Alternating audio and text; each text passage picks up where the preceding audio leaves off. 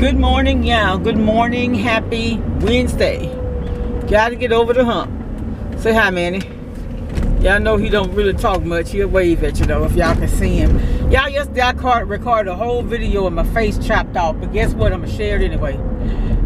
But how y'all doing this morning? And about this coronavirus, y'all, my daughter was talking about it, and I was like, and I was telling her I was worried about it, but I wasn't really worried about it. But, when we got that first case in Louisiana, I started thinking differently. But anyway, so I went to, I dropped my son off at an ortho appointment on yesterday. So I went to the Family Dollar that was in that area, Dollar General, looking for some hand sanitizer.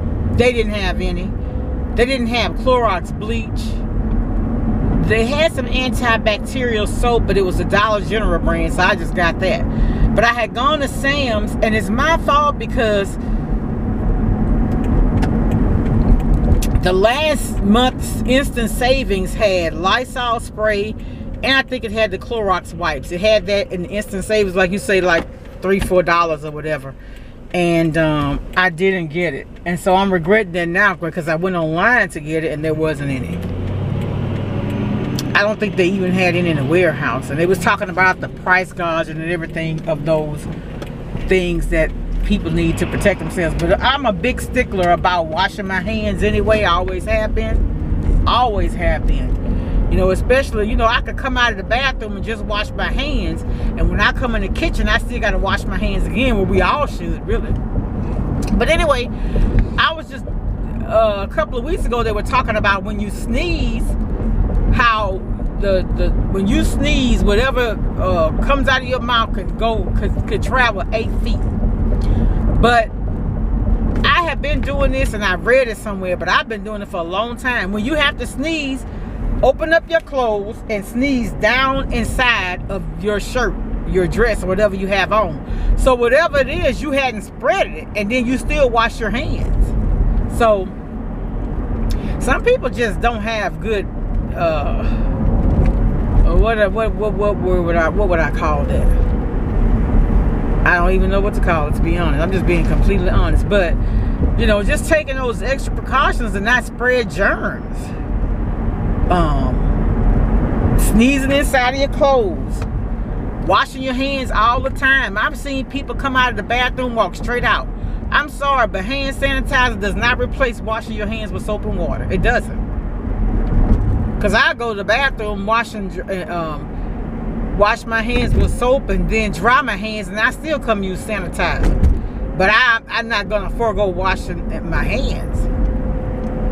And I was just reading this morning where they quarantine a whole little small town in New York. They said one man had gone to a conference, and they said that 70 people, let's see, I want to make sure, let me see. I may not have that completely right. Let's see. 70 people from one conference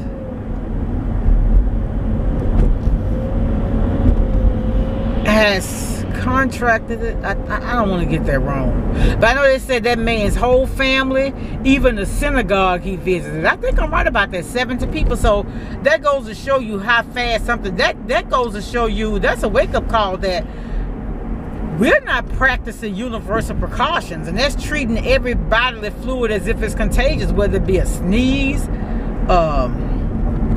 going to the bathroom, washing your hands behind people and stuff. But I've always done it. You know, that's just, you know, and like they say, it takes 21 days to form a habit. So starting today, wash your hands every chance you can. I said yesterday, and I don't know if y'all even be able to see it. I'm going to share it anyway, though. Look at my nails. These nails are not 2 weeks old. You can see all around the tips. How many people you know around the tips of the polish come off? Usually your nails look bad at the cuticle. But look at mine. But I keep my hands in water because I'm always washing and scrubbing something. But even this still looks better than my nails because my hands are really beginning to look up. But I think it's from keeping in that water all the time. But anyway, y'all, it is, we were actually a little late. I didn't even know it. I didn't even recognize it.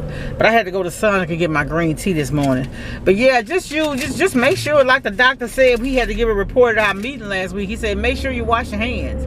I mean, but we've been taught that as kids to wash our hands. And my little grandson, 4 years old, he'll tell you, As soon as he get out the toilet, I need to wash my hands. Did you wash your hands? Yeah, make that a part of your conversation all day long with your kids.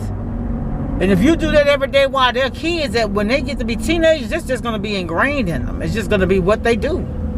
Because it's a part of who they are. And I know my kids are like that. I know my kids are like that. Because that's how I taught them. I ain't saying I'm perfect. I mean, that's not what it is. Oh, man. Man, you ain't even say anything. And I done passed the school. I done passed the turn to go to the school running my mouth with y'all. I'm going to ask my pastor if it's okay. Because it's a little more impersonal for Bible study. But I'm going to ask him, is it okay if I record him? I've been trying to get him to get a YouTube page because his delivery is perfection. I'm serious. I'm very, very proud to say that he is my pastor because, you know, the one thing that sets him apart to me is his approachable spirit and his testimony. And that sometimes you under leaders that never tell you that you know them, but you never know their story. They don't share. They don't share anything about their past. And I'm just being honest. But my pastor does.